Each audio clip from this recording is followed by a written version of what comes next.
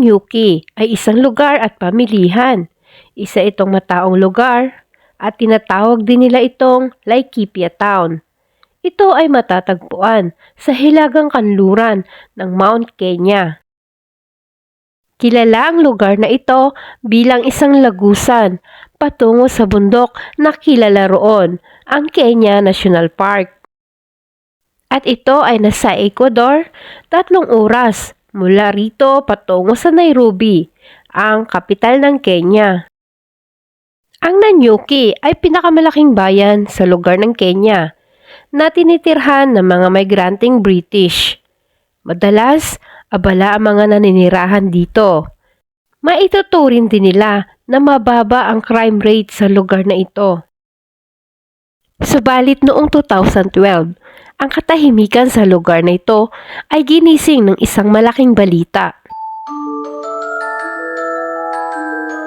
Si Agnes Wanjiru ay pang-5 sa 6 na magkakapatid. Siya at ang ilan pa nitong mga kapatid ay nag-isang pinalaki ng kanilang inang si Lydia Wanjiru Kimuto. Bilang isang magulang nina Agnes, ginawa nito ang lahat para lang may pangtustos ito sa pag-aaral ng kanyang mga anak. At bilang bunso sa kanyang mga kapatid, si Agnes na ang naiwan sa poder ng kanyang ina. Sa kadahilanang dahil sa kahirapan ng kanilang buhay, ay maagang sumuong sa pagpapamilya ang kanyang mga nakakatandang kapatid. Sa kanyang kabataan, si Agnes ay maituturing na isang masiyahing bata. Nakikitaan din siya ng potensyal bilang isang magaling na dancer noong nasa elementarya pa lamang ito. At bukod sa pagsasayaw, ay nakahiligan din ito ang musika. Inilalarawan ng kanyang pamilya si Agnes bilang isang mabait na kapatid, mabait na anak at tiyahin sa kanyang mga pamangkin. Siya din umano ay maituturing na isang clown dahil sa pagiging palabiro at pagiging magiliw nito sa kanyang pamilya. Dahil nga siya ang naiwan sa poder ng kanyang ina at siya rin ang pinakabunso sa kanilang magkakapatid, naging taga-alaga si Agnes ng kanyang mga nakakababatang pamangkin. Ginugol niya ang kanyang mga oras sa pag-aalaga ng mga ito. Madalas ay siya na rin ang nag-aasikaso sa mga ito. Natutuwa siya sa pagtitirintas ng mga buhok ng kanyang mga pamangkin na kinahiniligan na rin niyang gawin sa pang-araw-araw. At nang tuluyan siyang magdalaga, naisipan niyang gawing karera ang kanyang naging libangan. Nagsimula siyang magsanay, nag-enroll siya sa isang vocational training school para matutunan ito. At habang sa kalagitnaan ng kanyang pag-aaral, ay umibig at nagkagusto si Agnes sa kanyang kapwa mag-aaral sa nasabing paaralan. At kalaunan, siya ay nagdalang tao. Sa kasawiang palad naman, sila ay nagkahiwalay ng ama ng kanyang magiging anak. At habang siya ay nagbubuntis, ay pinagpatuloy pa rin niya ang kanyang pag-aaral. At noon ngang Agosto, taong 2004, natapos niya ang kanyang piniling karera sa edad na 21.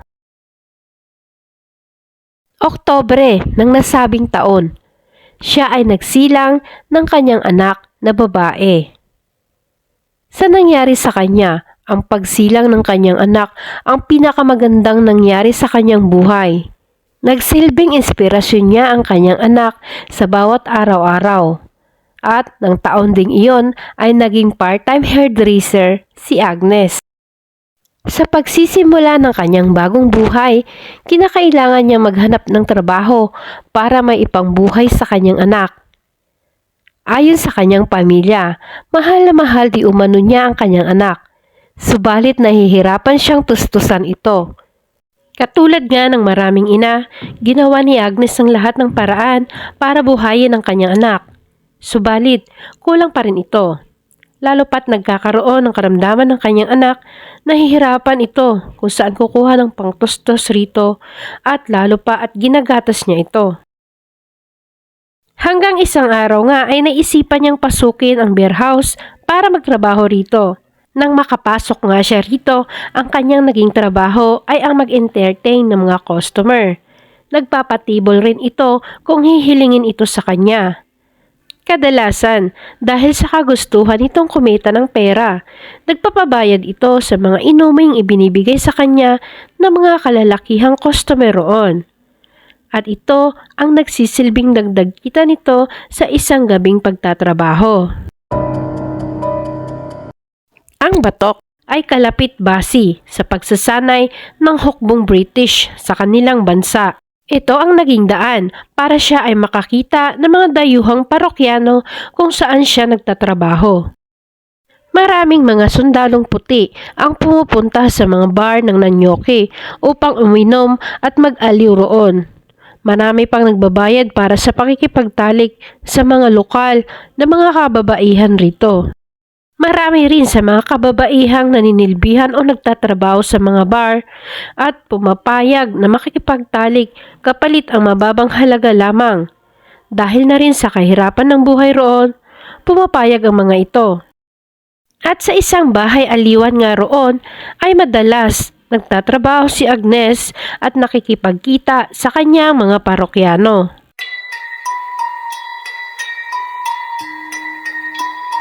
Subalit, isang gabi noong March 31, 2012, inaya si Agnes ng ilan nitong mga kaibigan para dumayo ng sayawan.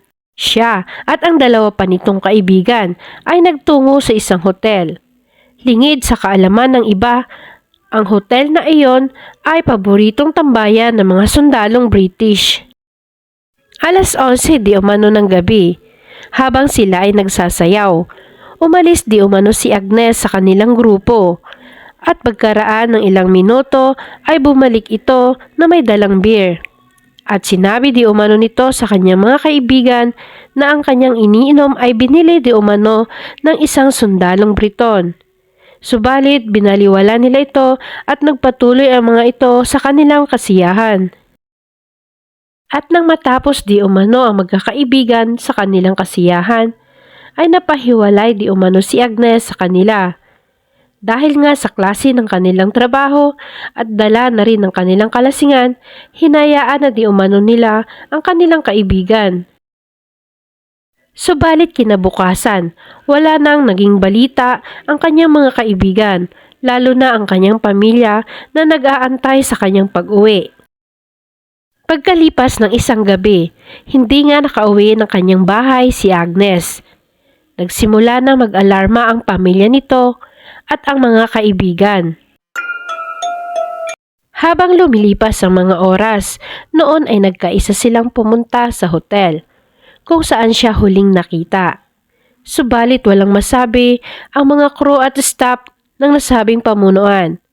Walang ebidensya di umano at hindi nakita si Agnes kung saan ito pumunta.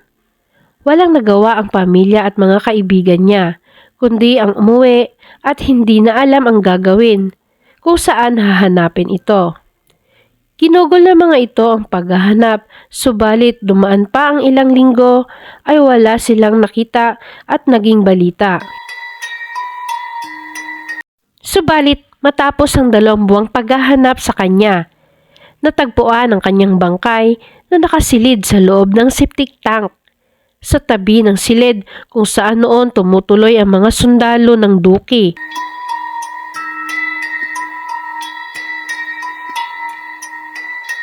Ayon sa naging report, naging barado di umano ang nasabing tangke nang pinagawa ito ng pamunuan ng hotel at habang nililinis ito, doon ay tumambad sa kanila ang nasabing katawan at naaagnas nang si Agnes.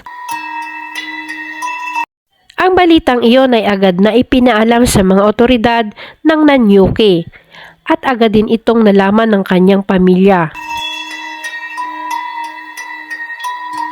Ang kanyang ina ay lubos na naapektuhan nang malaman nito ang pagkamatay ni Agnes. Madalas di umano itong wala sa sarili, malungkot at umiiyak. Marahil di natanggap nito ang pagkawala ng kanyang anak, lalo na't 5 buwang gulang pa lamang ang kanyang naiwang sanggol. Samantala, sa pagkatuklas ng bangkay ni Wanjiru, maraming pahayagan sa Britanya ang nagulat na siya ay isang bayaran. Mga paratang na pinabulaanan ng kanyang pamilya. Nang dahil sa pagkabulok ng kanyang bangkay, hindi nakumpirma ng postmortem examination kung siya ba ay sexual na inabuso bago ito pinatay. Gayunpaman, ito ay natukoy na siya ay sinaksak sa ibang bahagi ng tiyan dahil nagkaroon ito ng collapse sa kanyang baga. At natukoy din na maaaring si Wanjiru ay buhay pa noong inilagay ito sa septic tank. Samantala, sa Britanya naman, naiulat doon sa ilang mga pahayagan na isang sundalo di umano ng rehiment ang umamin na sangkot sa pagpatay kay Agnes Wanjiru. Subalit sinabihan di umano ito na manahimik na lamang. Bagamat masakit sa kanyang pamilya, walang magawa ang mga ito dahil di umano sa hindi maiturong sospek kung sino ang tunay na salarin at gumawa nito sa kanya. Noong 2018, sa patuloy na pag-iimbestiga ng Kenya Authority, natuklasan na si Agnes Wanjiru ay pinatay ng isang sundalong British. At sa loob ng maraming taong lumipas, walang sundalo ang kinasuhan o nahatulan. Subalit noong taong 2021 ay may kumalat na isang screenshot mula sa isang pribadong Facebook group chat. Ang grupo di umanong ito ay nagmula sa grupo ng mga sundalo ng Duke Lancaster Regiment. Ang mga usaping nakalathala roon ay nakarating sa pahayagan ng Britanya. Isiniwalat nila ang nakapaloob sa nasabing screenshot. Anila, ang mga kasundaluhan di umano ng rehiment ay nagbibiruan at nagtatawanan na may kasama pang mga mimis at nanunuya sa pagpatay kay Agnes Wanjiru. Nagpost pa di umano ang mga ito ng mga litrato sa labas ng hotel kung saan pinatay si Agnes Wanjiru na may caption na kung alam mo ay alam mo na sinundan ng mga tumatawang emoji. Marami pang ibang komento na tila ay may ibig sabihin at ipahiwatig ang mga ito at tila nanunuya sa pagpatay sa nasabing si Wanjiru. Isa pang sundalo di umano ang nag-comment ng septic tank na may mga ghost emoji at may iba't ibang biro. Samantalang, ang totoong sundalo umanong gumawa sa pagpatay sa babae ay nag-post din ng kung iisipin mo. Sumasakit ang lalamunan ko ngayon. Ang paglabas ng mga sikretong chat na iyon sa publiko na tila nanunuya sa pagpatay ay nagtulak para muling imbestigahan ang kaso ni Wanjiru sa Kenya. Subalit taong 2021 din, lumabas ang isang balita na itinanggi di umano ng kalihim at depensa na si Ben Wallace na tinatakpan di umano ng militar ng British ang pagpatay kay Wanjiru. Ngunit inamin ang pagkasala at paghayag at pagkabahala sa hierarkiya ng nasabing hukbo. Taong 2023, isang malawakang imbestigasyon ang ginawa ng hukbong Britanya sa gobyerno ng Kenya. Patuloy na umusad ang imbestigasyon ng kapwa nasabing bansa. Ang balitang ito ay tinutukan at inimbestigahan ng pahayagan ng Sunday Times sa Britanya. Ayon sa kanila, pinangalanan nilang Soldier X na di mo na nila inilabas ang pangalan, ang huling nakitang kasama ni Wanjiru.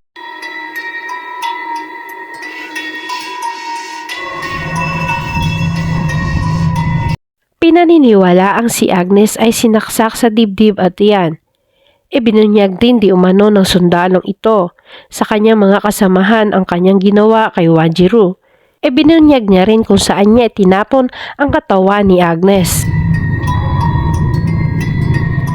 Ang iba di umanong mga kasamahan ng sundalong ito ay iniulat sa isang mataas na commander ang pangyayari. Subalit hindi umano malinaw kung nagawan ito ng aksyon. Ayon pa sa pahayagan ng Sunday Times na si Soldier X di umano at ilan pa nitong kasama ay pinagtatawanan pa ang pinatay na babae sa pamamagitan ng mga post sa Facebook. At noong Abril 2023, nagkaroon ng isang botohan na nag-aamyenda sa mga kasunduan sa seguridad sa pamamagitan ng dalawang bansa upang payagan ang trupang British na litisin ang nasasakdal sa Kenya. At noon ngang August taong 2023 ay opisyal na naglunsad ang gobyerno ng Kenya ng isang investigasyon tungkol sa pagpatay kay Wanjiru. Kumatawan naman bilang abogado ng pamilya ni Wanjiru si Kamau Mbio sa BBC. At ayon sa Kenya, ang desisyong ito ay nagbukas ng daan para sa pagsisimula ng mga proseso para sa ekstradisyon ng suspect mula sa UK. Nagsimulang gumulong ang kaso at sa loob ng 13 taong paghahangad ng hustisya ng pamilya ni Wanjiru at noon nga ang huling bahagi ng taong 2025, Lunes ay iniutos ng korte ng Nairobi ang pag-aresto sa isang mamamayan ng Briton at dating army ng combat medic na si Robert James Porkis.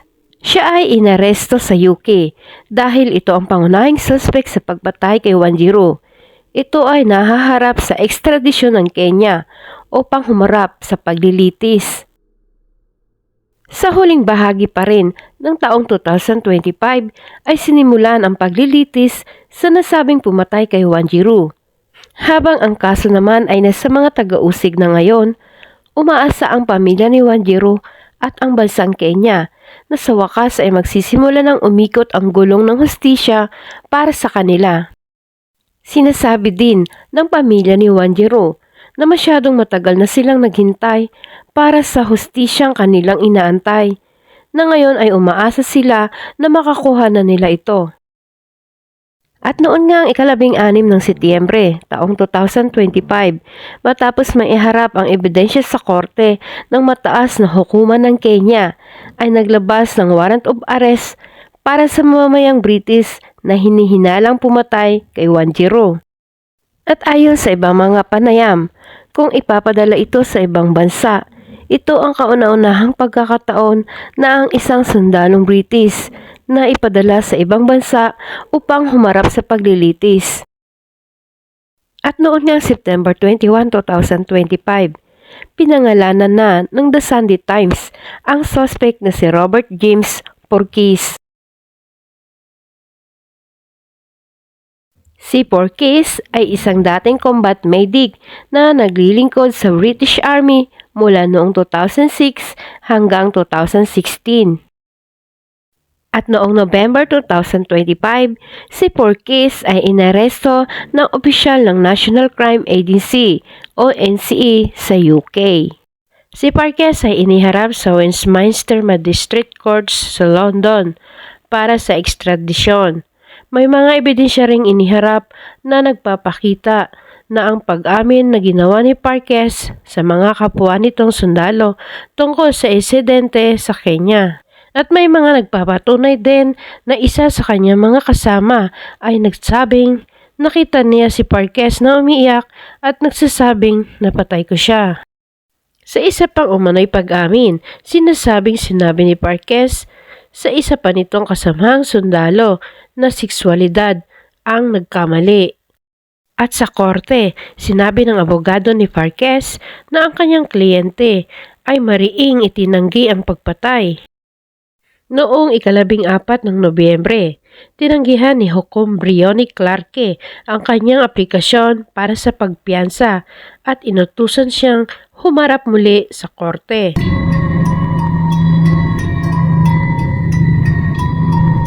Ayon sa ulat, si Porkis ay 38 taong gulang at may 2 minor de edad na anak. Sa kanyang pribadong buhay, siya ay tahimik na namumuhay sa Inglaterra. Siya din di umano ay naging mabuting ama sa kanyang 2 anak. Napasok ito sa army bilang isang IT support. Siya ay nagmula sa Greater Manchester, sa Inglaterra. Nagsilbi na ng 10 taon sa British Army mula noong 2006 pa. Siya din ay na-assign bilang dating medic sa Army ng ilang taon sa Afghanistan. Sa kasalukuyan ay patuloy na dinidinig ang kaso laban kay Parques. Malayo pa man bago tuluyang makamit ng pamilya ni Wanjiro ang hustisya, subalit para sa kanila, palapit na ng palapit ang hustisyang kanilang inaasam dahil nasimulan na ang paglilitis sa nasabing suspect. Abril naman ng taong 2025 ay nakipagkita ang kalihim ng depensa sa UK na si John Haley sa pamilya ni Wanjiro. Nangako ito na ibibigay nila ang hustisyang hinihingi ng pamilya. Maraming salamat po sa inyong panonood at pakikinig ng kwentong ito. Magkita-kita po tayong lahat muli sa susunod nating mga videos. Salamat sa patuloy niyong pagsusubaybay sa ating channel, ang Crime Files Pinoy Story.